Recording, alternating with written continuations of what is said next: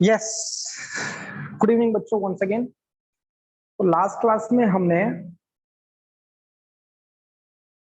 क्या पढ़ा था? लास्ट क्लास में हमने पढ़ा था ड्यू टू सर्कुलर करंट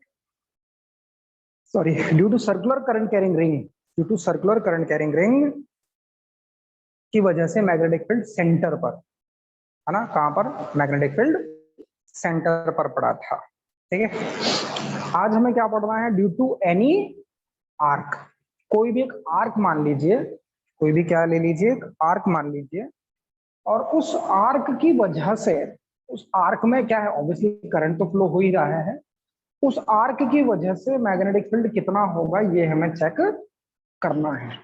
ठीक है ना, उस आर्क की वजह से मैग्नेटिक फील्ड कितना होगा ये हमें चेक करना है। टॉपिक देख लेता हूं मैं कौन सा है भाई। उस आर्क की वजह से हमें क्या करना है? मैग्नेटिक फील्ड और एनी आर्क, फिर से at it centre, magnetic field कहां फाइंड आउट करना है? इसके सेंटर पर हमें मैग्नेटिक फील्ड कैलकुलेट करना है, इस बात का ध्यान रखिएगा। इसका तार जल्दी खराब हो जाएगा ऐसा लग रहा है, क्योंकि बार बार ये पैर में पड़ रहा है, तो हो सकता है जल्दी खराब हो जाए। देखते हैं क्या होता है, जब भी होएगा देखा जाएगा। ठीक है, तो हमें क्या करना है? किसी आर्क के, कोई भी एक आर्क है, उस आर्क के सेंटर पर, आर्क का एंगल हमें डिफाइंड नहीं है, आर्क का एंगल हमें डिफाइंड नहीं है बच्चों। ठीक है जी, ओके।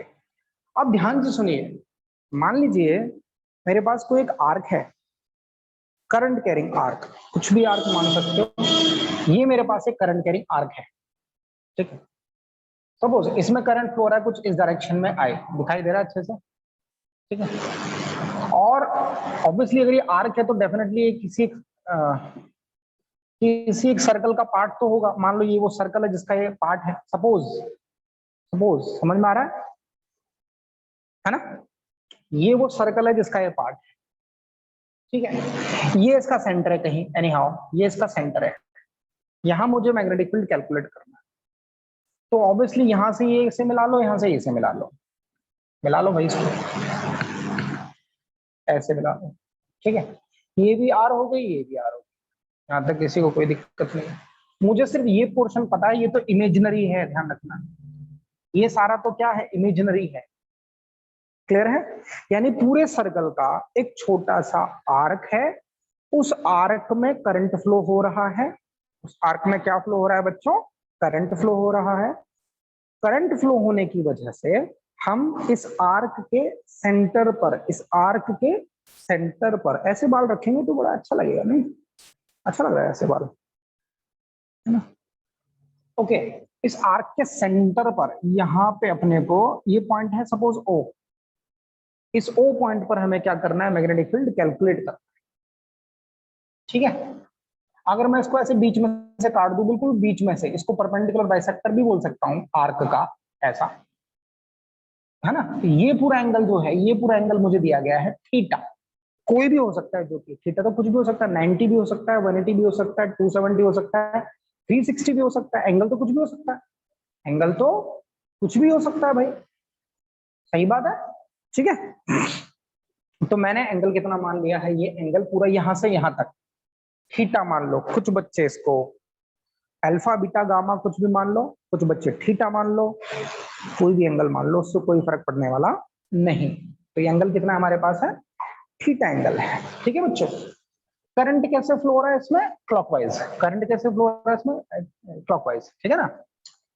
अब ऑब्वियसली जब क्लॉकवाइज हो रहा है तो यहाँ पर मैग्नेटिक फील्ड का जो डायरेक्शन होगा वो perpendicular to the plane of paper inward होगा, perpendicular to the plane of paper, यानी पेपर के प्लेन के परपेंडिकुलरली इनवर्ड होगा, पेपर के प्लेन के परपेंडिकुलरली इनवर्ड होगा। क्लियर है ना? ये बात तो हमें समझ में आती है, बट हमें तो यहाँ, वो तो खैर बहुत सिंपल सी कहानी थी डायरेक्शन फाइंड आउट करने का। अब प्यारे बच्चों, हमें फाइंड आउट करना है बेसिकली मैग्नीट्यूड, वहीं पर सारी कहानी टिकी हुई है। ठीक है, हमें क्या फाइंड आउट करना है? बेसिकली मैग्नीट्यूड फाइंड आउट करना है ना? समझ में आ रहा है ना इतना? हमारे पास ये आर्क है, नाम ले लो इसको, ये ए ये बी, नाम ले लिया इसका, ए और बी, ठीक है, ए से लेकर बी तक। तो पूरी की पूरी क्या है, करंट कैरिंग आर्क है। क्या है, करंट कैरिंग आर्क है हमारे पास, ठीक है जी। अब इस करंट कैरिंग आर्क की वजह से, इस पूरे करंट कैरिंग आर्क की वजह से सेंटर पर मुझे मैग्नेटिक फील्ड, ओ पॉइंट पर मैग्नेटिक फील्ड कैलकुलेट करना है, ठीक है। सेंटर पर मुझे क्या कैलकुलेट करना है, मैग्नेटिक फील्ड। इतनी बात समझ में आती है। ये रेडियस है आर, ठीक है। इसको मैं मान सकता हूं यहां से यहां तक, ये पूरा का पूरा, इसको लेंथ ऑफ आर्क मान सकता हूं क्या, मान सकता हूं बिल्कुल, लेंथ ऑफ आर्क। और आपने किसी भी एक सेक्टर के लिए फॉर्मूला पढ़ा है ऑलरेडी, आपने पढ़ा है फॉर्मूला, ये थीटा है मान लो, अगर जैसे यहाँ पर पूरा थीटा है और ये है ना लेंथ ऑफ आर्क, और ये है रेडियस, है ना। तो क्या आपने फॉर्मूला पढ़ा है, theta is equals to length of arc upon radius होता है, हाँ या ना, बोलो यस और नो, कमेंट करो, थोड़ा सा कनेक्टेड रहो तभी तो समझ में आएगा ना। Yes, theta is equals to कितना होता है, length of arc upon radius, ठीक है। इस फॉर्मूले में एक बात बहुत इंपॉर्टेंट है, क्या इंपॉर्टेंट है, इस फॉर्मूले में बात इंपॉर्टेंट क्या रहती है बच्चों, ये जो थीटा है ना, ये रेडियन में होता है। थीटा किसमें होता है, रेडियन में। अब रेडियन और थीटा को आपको कन्वर्ट करना आता है, बहुत सिंपल सी बात है ना। आप ऑलरेडी जानते हैं कि भाई 180 डिग्री में पाई रेडियन होते हैं, है ना। 180 डिग्री में पाई रेडियन होते हैं, तो एक डिग्री में कितने रेडियन हो गए, पाई बाय 180 हो गया सर, पाई बाय 180। तो 10 डिग्री में कितने हो गए, तो 10 डिग्री में pi by 180 into 10 degree, simple सी बात है, 10 डिग्री। तो किसी भी डिग्री में किसी भी एंगल को अगर मुझे रेडियन में कन्वर्ट करना होगा तो उस एंगल को पाई बाय 180 से मल्टीप्लाई कर लो। इसका रिवर्स भी कर सकते हो आप, अगर रेडियन को एंगल में डिग्री में कन्वर्ट करना होगा, है ना। अगर रेडियन को, जैसे यहाँ पाई रेडियन बराबर, अच्छा रेडियन का सिंबल यहाँ लिख लेना ऐसे, ठीक है जी, क्लियर है, यहां तक कोई परेशानी नहीं है। तो मैं लिख सकता हूं पाई रेडियन बराबर 180 डिग्री, तो एक रेडियन बराबर 180 बाय पाई, तो 10 रेडियन बराबर 10 से मल्टीप्लाई कर लो। बट 180 बाय पाई को, यहाँ पाई बाय 180 है, डिग्री को रेडियन में कन्वर्ट करोगे तो पाई बाय 180 से मल्टीप्लाई कर दोगे, समझ गए। रेडियन को डिग्री में कन्वर्ट करोगे तो 180 बाय पाई से मल्टीप्लाई। क्लियर है क्या, बोलो क्लियर है, यहां पर बात समझ में आ रही है। फिर से बोलता हूं, डिग्री को रेडियन में कन्वर्ट करोगे, डिग्री को रेडियन में कन्वर्ट करोगे तो उसको पाई बाय 180 से मल्टीप्लाई कर दो, डिग्री को, जितने भी डिग्री है, 10 डिग्री में कितने रेडियन इंटू 10, 30 डिग्री में कितने radian into 30, pi by 180 into 30, pi by 180 into 50, pi by 180 into 60। क्या पाई बाय 180 है, वो 18 नहीं है, अब 180 है यार, क्या कर रहा है ऐसे, डिग्री नहीं समझ में आया क्या, एक मिनट रुक जाओ, मैं कमेंट क्या है इसका मैं समझ लूं जरा। लिख रहा पाई बाय 180, पाई बाय 18, अच्छा pi by 18 radian for 10 degree, ऐसे थोड़ी होगा। अब कितने भी डिग्री के लिए अगर आपको रेडियन लिखना है तो उसको पाई बाय 180 से मल्टीप्लाई कर लो, कहानी खत्म। तो मैं 10 डिग्री के लिए लिखना है तो यहाँ 10 लिख तो लिया मैंने, ये 10 डिग्री बराबर इतना रेडियन हो गया, ये रेडियन में आ रहा है सारा, ये रेडियन में आ रहा है 10 डिग्री में इतना रेडियन। और अगर रेडियन को डिग्री में कन्वर्ट करना हो, रेडियन को डिग्री में कन्वर्ट करना हो तो जो भी आपको गिवन है उसको 180 बाय पाई से मल्टीप्लाई कर लो। अब यार इतनी सी बात समझ में नहीं आ रही तो यार प्लीज यार, और है ना समझ में, ठीक है। नहीं इतनी सी बात नहीं है, कई बार समझ में नहीं भी आता है, ऐसा नहीं है, ठीक है। बालक हैं छोटे छोटे प्यारे प्यारे, ठीक है, तो नहीं भी समझ में आता है, हमें भी नहीं समझ में आया था जब हम बालक थे, बाद में समझ में आया, अच्छा ऐसा होता है, ठीक है। अच्छा तो सर अभी आप बालक नहीं हो ये क्वेश्चन हो सकता है, 180 डिग्री, ये कहानी खत्म। ठीक है, तो यहाँ पर जो थीटा है that should be in radian, इस बात का आप ख्याल रखिएगा। तो प्यारी सी बात समझ में आ गई। Length of theta is equal to कितना है, लेंथ ऑफ आर्क अपॉन में रेडियस। रेडियस तो कांस्टेंट है, length of arc increase decrease हो सकती है फिलहाल। अब फिर से हम वही कहानी रिपीट करने वाले हैं। हमारे पास तरीका तो एक ही है। क्या तरीका है? पहले आप छोटा सा करंट एलिमेंट ले लीजिए। क्या ले लो आप? छोटा सा करंट एलिमेंट ले लो, और उस छोटे से करंट एलिमेंट की वजह से मैग्नेटिक फील्ड कैलकुलेट कर लो। जैसे ये मेरे पास आर्क है पूरा ए से लेकर बी तक का, ये मेरे पास पूरा आर्क है ए से लेकर बी तक का, पूरा एक आर्क है। इस पूरे आर्क पर छोटा सा आप करंट एलिमेंट अज्यूम कर लीजिए। इस पूरे आर्क पर आप छोटा सा करंट एलिमेंट अज्यूम कर लीजिए, और उस छोटे से करंट एलिमेंट की वजह से सेंटर पर मैग्नेटिक फील्ड कैलकुलेट कर लीजिए। बात समझ में आ गई? छोटे से करंट एलिमेंट की वजह से सेंटर पर मैग्नेटिक, ये हमारा तरीका था। कैसे कैसे कैलकुलेट किया था हमने? बायोट-सावर्ट लॉ की हेल्प से। किसकी हेल्प से? बायोट-सावर्ट लॉ की हेल्प से, दैट इज डीबी कैलकुलेट किया था, फिर इसको इंटीग्रेट कर दिया था। क्या था? डीबी कैलकुलेट किया था, फिर इसको इंटीग्रेट कर दिया था। तो मान के चलिए यहाँ पे मैंने एक छोटा सा करंट एलिमेंट, मान लो, समझ रहे हैं आप? यहाँ पे एक छोटा सा करंट एलिमेंट मैंने ले लिया जिसकी लेंथ है डीएल, और मैंने आपको बताया था डीएल की डायरेक्शन क्या होगी, जो करंट की डायरेक्शन होगी वही डीएल की डायरेक्शन। तो करंट की डायरेक्शन तो इधर है, ध्यान से देखो इस पॉइंट पे करंट की डायरेक्शन तो इधर है, तो यही डीएल की डायरेक्शन होगी। और डिस्टेंस कहाँ है? डिस्टेंस तो ये है, ये भी आर ही होगा भाई। सरकमफ्रेंस से सेंटर पर जितनी भी लाइन ड्रॉ करोगे सारी की सारी रेडियस होगी। सर्कल के या आर्क के सरकमफ्रेंस से सेंटर पर जितनी भी लाइन ड्रॉ कर दोगे वो सारी रेडियस कहलाएंगे। क्लियर है? तो बच्चों डीबी लिखा हुआ यहाँ पे ध्यान देना। डीबी क्या है? Small magnetic field due to small current carrying element, या करंट कैरिंग कंडक्टर, या current element due to current element, small current element. The magnetic field due to small current element will be what? वही आएगा sir जो पढ़ते आ रहे हैं इतने time से, म्यू नॉट अपॉन 4 पाई आई डीएल। करंट कितना फ्लो हो रहा है इसमें? आई। ठीक है भाई, जो पूरे वायर में वो डीएल लेंथ में करंट फ्लो हो रहा है। ठीक है, सीरीज में करंट सेम रहता है थ्रू ईच रजिस्टर, तो वैसा ही है। तो ideal sine theta, sine theta, इसको मेरे एक मिनट, हाँ मेरा डस्टर कहाँ गया? साइन थीटा कितना है, इसको हटाओ।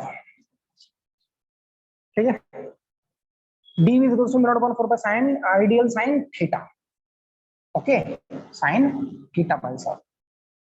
अब यहाँ एंगल कितना आ जाएगा, ध्यान देना। ठीक है, कोई मुझे बता सकता है एंगल कितना आएगा? अपॉन में डिस्टेंस का स्क्वायर, डिस्टेंस कितना आएगा? R square. यहाँ मुझे कोई एंगल डिफाइन कर सकता है? ये मेरा डीएल है, ये डीएल का डायरेक्शन है, ये डिस्टेंस है, ये डीएल का डायरेक्शन है और ये डिस्टेंस है। बच्चे एंगल कितना आएगा बता सकता है कोई मुझे? बिल्कुल सिंपल सी कहानी है, इसमें कुछ करना नहीं। एंगल कितना आएगा, थीटा कितना आएगा? यहाँ पे एंगल किसके बीच का देखते हैं हम? बोलो, डीएल और आर के बीच का। डीएल और आर के बीच का। अगर मैं वेक्टर फॉर्म में लिखता हूं ना इसको, तो वेक्टर फॉर्म में क्या लिखता हूँ? म्यू नॉट अपॉन 4 पाई आई, ये लिखता हूँ ऐसे, डीएल क्रॉस आर, याद आ रहा है? अपॉन में आर का क्यूब, ये वेक्टर फॉर्म है। तो एंगल किसके बीच का ले जाता है? डीएल और आर। तो ध्यान से देखो, डीएल किधर है? करंट की डायरेक्शन में इधर।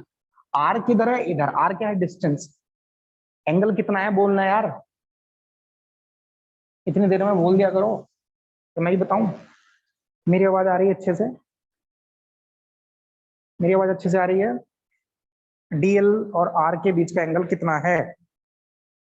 ये भी डांस करवाता है। डीएल और आर के बीच, अब तो आंसर बताना, एंगल कितना है? आवाज आ रही है इसको? शुभम को नहीं समझ में आ रहा? अरे भाई तूने कल वाला वीडियो देखा नहीं ना ठीक से, इसका मतलब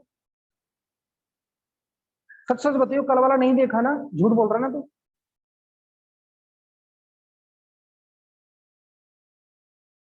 तो भाई मेरे लिए, तेरे लिए फायदा है उसको देखना, तेरे लिए डाला है वो, तो पूरा देखना उसको यार भाई।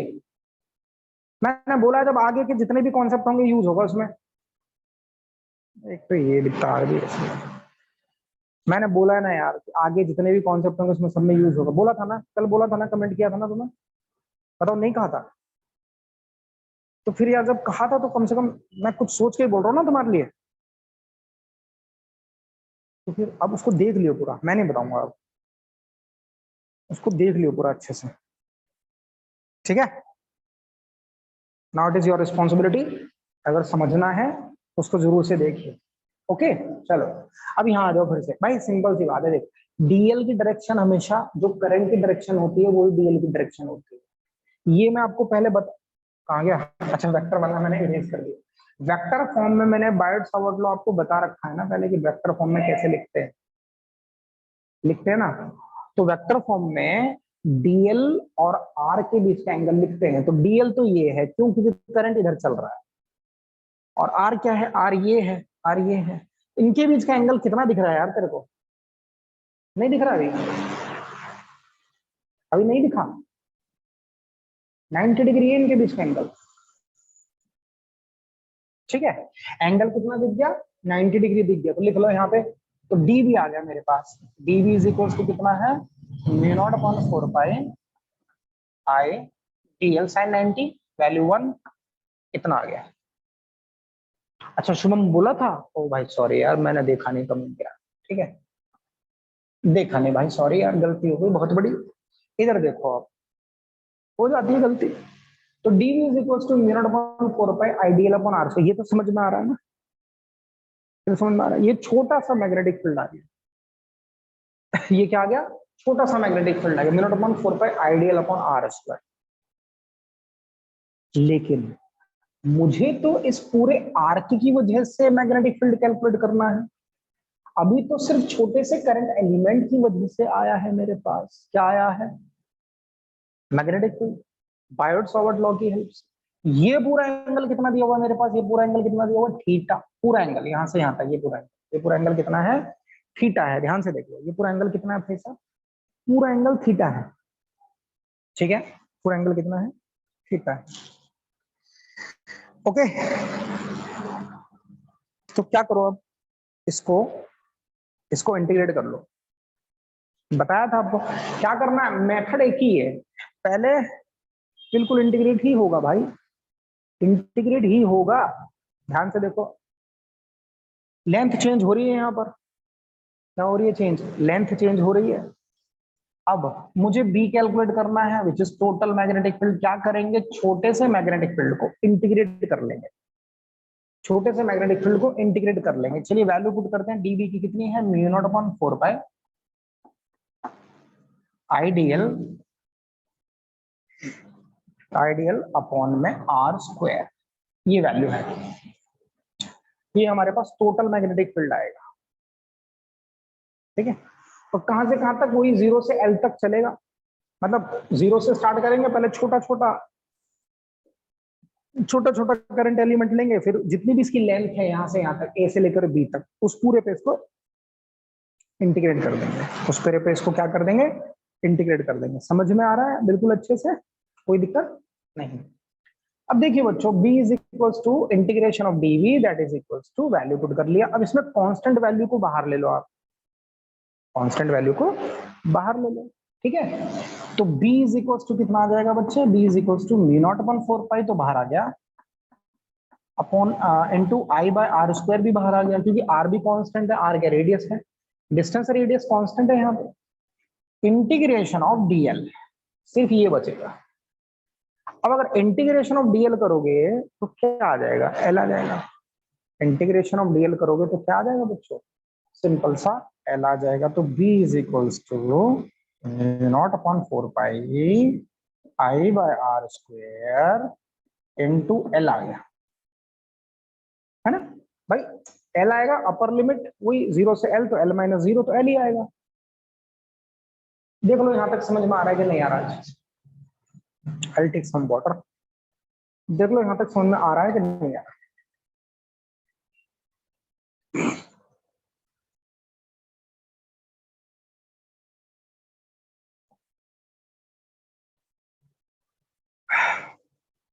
गर्मी आज भाई,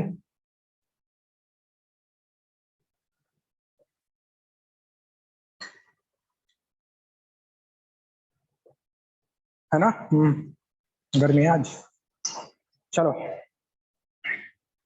ये कहानी यहाँ खत्म हो गई, ये टोटल मैग्नेटिक फील्ड आ गया। अब यहाँ पे यहाँ से यहाँ तक का एंगल थीटा है। एंगल कितना है? थीटा है। और थीटा यहां से देखो, थीटा बराबर एल बाई आर है, तो क्या एल बराबर यहां से आर इंटू थीटा लिख सकता हूं? बोलो यस और नो। एल बराबर कितना लिख सकता हूँ? आर इंटू थीटा लिख सकता हूँ। आर इंटू थीटा लिख सकता हूँ, यस। तो इस एल को मैं आर इंटू थीटा लिख लू यहाँ पे। इस एल को मैं क्या लिख लू? आर इंटू थीटा लिख लू। लिख लो सर। तो B इज इक्वल्स टू, ध्यान से देखना, mu naught upon 4 pi I by are square into r into theta. तो ये आर से आर एक कैंसिल हो जाएगा, आर स्क्वायर था ना ये, तो ये आर थीटा था, एल की वैल्यू आर इंटू थीटा, तो ये आर से आर कैंसिल हो गया। सही है बात। तो फाइनल रिलेशन कहाँ लिखेंगे अपन? यहाँ लिख लेते हैं, that B is equals to mu naught upon 4 pi I into theta upon में आर। यही बच रहा है ना, आई इंटू थीटा अपॉन में आर। देख लो और कुछ तो नहीं बच रहा, यही बच रहा। बट एक बात ध्यान देना कि जो थीटा है ना, ये थीटा एंगल नहीं है, थीटा मतलब डिग्री में नहीं है, थीटा रेडियन में है। ये थीटा लिख लेना है इसको और नोट करके, ये थीटा हमारा रेडियन में है बच्चों। इस थीटा को हम रेडियन में लिखेंगे। कैसे लिखेंगे? रेडियन में लिख लेंगे। और रेडियन और डिग्री आपको कन्वर्ट करना ऑलरेडी आता ही है। रेडियन और डिग्री आपको कन्वर्ट करना आता ही है। Mu naught upon 4 pi I into theta upon r, that's it. Theta it is in radian, theta it is in radian. देख लो जरा ध्यान से, अच्छे से देख लो, नोट कर लो।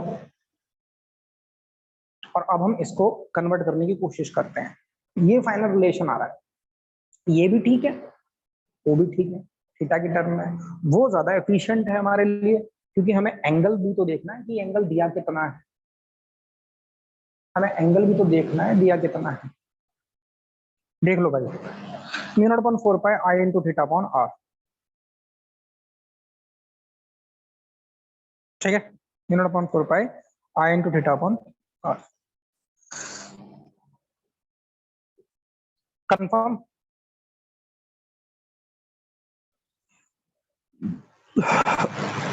कर लिया। अब देखो, अब जरा इसको ना मैं इरेज कर लेता हूं और इसको चेंज करने की कोशिश करते हैं अपन। सब कुछ इरेज कर देता हूं, फाइनल रिलेशन लिखा हुआ है मैंने।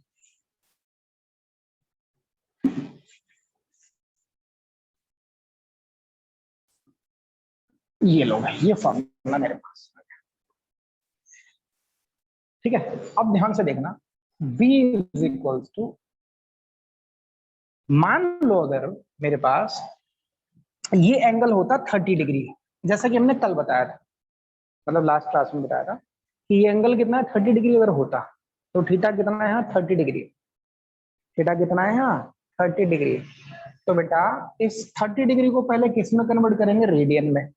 तो 30 डिग्री में कितने रेडियन हो जाएंगे जरा ध्यान से देखना, पाई by 180 into 30, pi by 180 into 30, यानी ये हो जाएगा पाई बाय 6 रेडियन, यानी 30 डिग्री में पाई बाय 6 रेडियन आ गए। सही है, क्योंकि थीटा अपने को रेडियन में लिखना है। अच्छा ठीक है सर, तो यहां से पहले मैंने ये कर लिया, चलो कोई बात नहीं, कोई दिक्कत नहीं, 30 वाला ले लें। B इज इक्वल्स टू कितना आएगा? Mu naught upon 4 pi I by R into theta. Theta कितना है? Pi by 6, pi by 6। ठीक है जी, पाई से पाई चाहे तो आप कैंसिल कर लो, ठीक है, पाई से पाई चाहे कैंसिल कर लो, तो बी जो आएगा आपका म्यू नॉट अपॉन 6 चौक 24 पाई बाय आर, ये आएगा, ये आंसर आएगा। यानी जब 30 डिग्री का आर्क होगा ना, 30 डिग्री का आर्क होगा, तो मैग्नेटिक फील्ड इतना है। सर ये कुछ रियलाइज नहीं हुआ, समझ नहीं आया, इसको रेस करो, हटाओ। मतलब ये सही है आंसर, लेकिन ये थोड़ा रियलाइज नहीं हुआ। ठीक है, इसको रियलाइज करते हैं, इसको रियलाइज करते हैं। देखो अगर एंगल ऐसा होता, सुनना अभी रियलाइज हो जाएगा अपने आप। मान लो ऐसा होता, सेमी सर्कल होता और मुझे सेंटर पर मैग्नेटिक फील्ड पूछा गया होता, करंट ऐसे होता। करंट तो कैसे भी हो उससे तो कोई फर्क पड़ नहीं रहा भाई, करंट तो जैसे भी हो उससे तो कोई फर्क नहीं पड़ेगा। करंट का डायरेक्शन क्लॉकवाइज एंटी क्लॉकवाइज होने की वजह से सिर्फ मैग्नेटिक फील्ड की डायरेक्शन पे जरूर डिपेंड होगा। किस पर? मैग्नेटिक फील्ड की डायरेक्शन पर डिपेंड करेगा। ठीक है, अच्छा मुझे सेंटर पर देखना है। अब ध्यान से देखो, यहाँ एंगल कितना है, यहाँ थीटा कितना है, यहाँ थीटा 180 डिग्री है। मुझे रेडियन में कन्वर्ट करना है। किस में कन्वर्ट करना है? रेडियन में। भाई साहब ये थीटा क्या है? रेडियन में है ना। तो मैग्नेटिक फील्ड कितना आएगा देखना जरा, P is equals to mu naught upon 4 pi I upon R into pi. भाई थीटा 180 डिग्री में पाई रेडियन होते हैं ना, थीटा 180 डिग्री है, लेकिन मुझे डिग्री में नहीं लिखना है, मुझे रेडियन में लिखना है। मुझे डिग्री में नहीं लिखना, मुझे किस में लिखना है बच्चों? रेडियन में लिखना है। तो 180 डिग्री में कितने रेडियन होते हैं? पाई रेडियन होते हैं। तो मैंने 180 डिग्री की जगह पाई रेडियन लिख लिया है यहाँ पे। क्लियर हो गई बात? तो ये पाई से पाई कैंसिल हो गया क्या? बिल्कुल हो गया सर। तो B is equals to mu naught I upon 4R। क्या यही आंसर आया था? देखना भाई सर्कल वाले में और सेमी सर्कल वाले में यही आंसर आया था क्या? हाँ या ना, जल्दी से कमेंट करके बताओ। सर्कल वाले में mu naught I upon 4R यही आंसर आया, सॉरी सेमी सर्कल वाले में। पेज पलटो रे, देखो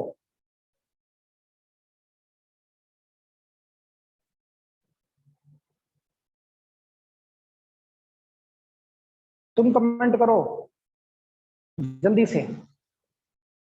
क्या मेरी आवाज आ रही है? यस यही आया था। तो आपकी बात एक समझ में आई, आपको जनरल फॉर्मूला मिला है यहां से।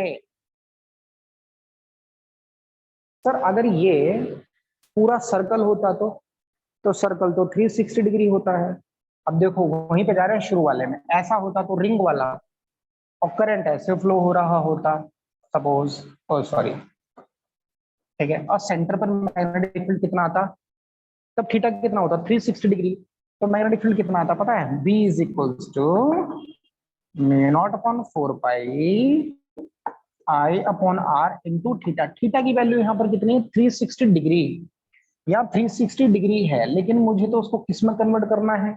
रेडियन में। तो भाई साहब यहाँ देख लो, एक डिग्री 180 डिग्री में पाई रेडियन है, ठीक है, तो 360 डिग्री में कितने रेडियन होंगे? कन्वर्ट करके बता रहा हूं मैं आपको। तो पाई बाय 180 इंटू 360 होंगे, तो यानी 2 पाई हो जाएगा। क्लियर है भाई? 180 डिग्री में पाई रेडियन तो 360 में 2 पाई रेडियन, ऐसे भी बोल सकते हैं अपन। हमने कन्वर्ट करके बता दिया लेकिन आपको यहाँ पे, ठीक है ना, ताकि कंफ्यूजन ना हो। तो भाई साहब B इज इक्वल टू यहाँ पर कितना आ जाएगा? 2 पाई। कितना आ जाएगा? 2 पाई। तो ध्यान से देखो, B is equal to mu naught upon, ये 2 पाई है तो 2 पे कैंसिल हो जाएगा यहाँ। क्या लिख दो पूरा? दिख रहा है ना बोर्ड पे? बोर्ड पे दिख रहा है ना अच्छे से? यस, इसको पूरा ही लिख देता हूँ। चलो, mu naught upon 4 pi I by R into ये 360 है तो उसको 2 पाई लिख लिया मैंने। कितना लिख लिया? 2 पाई। इस 2 पाई को यहाँ पे कैंसिल करोगे तो ये 2 पे जाएगा। कितने पर? 2 पर। तो 2 पे चला गया, तो B इज इक्वल टू कितना आ गया? Mu not I upon 2R। ध्यान से देखना, 2R ये है सर्कल की वजह से, सर्कल की वजह से चेक करना। इतना ही आया था क्या? Mu naught I upon 2R। Circle की वजह से मैग्नेटिक फील्ड सेंटर पर circular ring current carrying conductor, circular ring current carrying, circular ring की वजह से, करंट कैरिंग सर्कुलर रिंग की वजह से सेंटर पर मैग्नेटिक फील्ड इतना ही आया था क्या? हाँ इतना ही आया था, बिल्कुल इतना आया था, है ना। तो भाई साहब सेमी सर्कल तो इसका आधा है, तो जब सेमी सर्कल इसका आधा है तो डेफिनेटली इसका आधा होगा मैग्नेटिक फील्ड, इसका आधा होगा मैग्नेटिक फील्ड। तो इसका, मुझे लगा चूहा निकल के गया क्या यार। Mu naught I upon 2R था ना, तो इसका आधा करोगे तो 1/2 हो जाएगा, तो यहाँ 4R mu naught I upon 4R। Clear होगी बात? क्लियर होगी बात? यानी ये फॉर्मूला याद रखेंगे तो इसको लगा डाला तो लाइव जिंगल आला, है ना। तो हमारे पास एक जनरल जनरल जनरल केस है, हमारे पास जनरल केस है हर किसी के, ठीक है। तो हमें कोशिश करनी है जनरल केस को ध्यान रखने की। ये भी बहुत सिंपल ही था, जनरल केस, कहानी खत्म। अब देखो, अब मैं क्या करूं, मैं किसी भी आर्क पर, अब तो कुछ भी पॉसिबल है। देखो समझ में आ गया ना। मान लो अगर ये केस भी ले लेते हैं, क्योंकि किया था तो रियलाइज हो जाएगा और अच्छे से। ये 90 था, ठीक है जी। ये करंट फ्लो रहा आई, बताइए सेंटर पर मैग्नेटिक फील्ड कितना, कोई दिक्कत है इसमें? कोई दिक्कत है? हो रहा formula B is equal to, formula क्या है हमारे पास, mu naught upon 4 pi, mu naught upon 4 pi I upon R into theta. बस ये ध्यान रखना, थीटा क्या है रेडियन में, थीटा रेडियन में लिखना है अपने को। तो B is equal to mu naught upon 4 pi, पूरा करके बता रहा हूं आपको ताकि आपको कोई दिक्कत ना आए। इनटू 90 डिग्री है, बट ये डिग्री है, मुझे तो किस में कन्वर्ट करना है, रेडियन में। तो चलो भाई B इज इक्वल टू, फिर से वही स्टेप बाय स्टेप कैसे लिखना है देख लो आप, into I upon R into 180 degree में पाई रेडियन है, तो 90 डिग्री में कितने रेडियन होंगे, पाई/2। भाई साहब 180 डिग्री में, 180 डिग्री में पाई रेडियन है, लिख दो, लिख देता यहाँ पे 180 डिग्री पाई रेडियन है, ठीक है। तो मुझे कितना 90, तो क्या करूंगा 90 डिग्री में कितने रेडियन होंगे, तो इसको लिखूंगा पाई/180 इंटू 90, सिंपल। तो 90 से 2 पे चला गया तो पाई/2 रेडियन, दैट इज 90 डिग्री। तो 90 डिग्री में पाई/2 रेडियन आ गए, कितना आ गए, पाई/2 रेडियन। दिख रहा है ना अच्छे से, थक गया यार, पाई/2 रेडियन है समझ लेना, ठीक है जी। पाई/2 रेडियन 90 डिग्री। तो यहाँ पे क्या करो, पाई/2 लिख दो। यहाँ पे क्या लिख दोगे बच्चों, डिग्री में कितना, पाई/2 लिख दोगे, ठीक है। तो यहाँ लिख लो पाई/2, ये हो गया पाई/2। कोई दिक्कत है नहीं ना। तो 90 डिग्री पाई/2 हो गया, ये पाई से पाई कैंसिल हो गया, ठीक। अब B इज इक्वल टू कितना आया देखो, जहां मैं sorry mu naught I upon 8R, ध्यान से देख लो 8R, वही कहानी चल रही है ना। ये mu naught I upon 2R था, mu naught I upon 2R, semi ये सर्कल का था, ये पूरे सर्कल में करंट फ्लो हो रहा है, उसके सेंटर पर मैग्नेटिक फील्ड इतना है, ठीक। सेमी सर्कल हो गया तो उसका आधा हो जाएगा मैग्नेटिक फील्ड, ये उसका आधा हो गया mu not I upon 4R, उसका भी आधा हो गया तो मैग्नेटिक फील्ड उसका भी आधा हो जाएगा mu naught I upon 8R, ठीक है। और अगर एनी आर्क हो तो बस मुझे एंगल पता होना चाहिए, I can simply calculate the magnetic field. क्या ये कॉन्सेप्ट बैठा दिमाग में या नहीं, प्लीज कमेंट। क्या ये कॉन्सेप्ट दिमाग में बैठ गया? यस, बढ़िया से। हाँ भाई शुभम, बैठने का मन कर रहा है, मेरा भी बैठ गया तो मेरा भी बैठने का मन कर रहा है। शुभम का आंसर नहीं आया, Shubham. Okay Shubham, yes thank you. और भाई देख शुभम, मैं बोल रहा हूँ फिर से कि वो वाला लेक्चर जरूर देख लियो। अब ये तुम नहीं कह सकते कि सर जी मुझे वो फिर से बता दो, ठीक है ना। वो कहानी हमने खत्म कर दी है, अब वो कहानी हमने खत्म कर दी। अब तुम मेरे पर ब्लेम नहीं कर सकते, सर वो वाला सर ने बताया नहीं, है ना, वो फिर से बताया नहीं सर ने ठीक है, तो उसको देख लेना एक बार, आसानी से समझ में आएगा। अबे करवाएंगे, रुक जा यार, रुक जा यार भाई, रुक जा, रुक जा भाई, सब अबे सब करवाएंगे, टेंशन क्यों ले रहा है। धीरे धीरे होता है यार, एक साथ थोड़ी तुम बिल्कुल एकदम, ये इसको तो समझ ले पहले। अब इसी में क्वेश्चन करेंगे तो गायब हो जाओगे तुम, ठीक है, गायब हो जाओगे।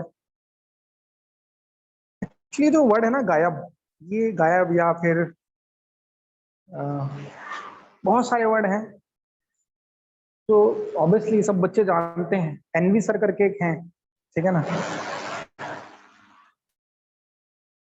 है ना,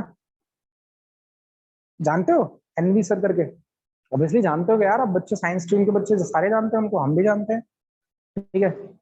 तो भाई साहब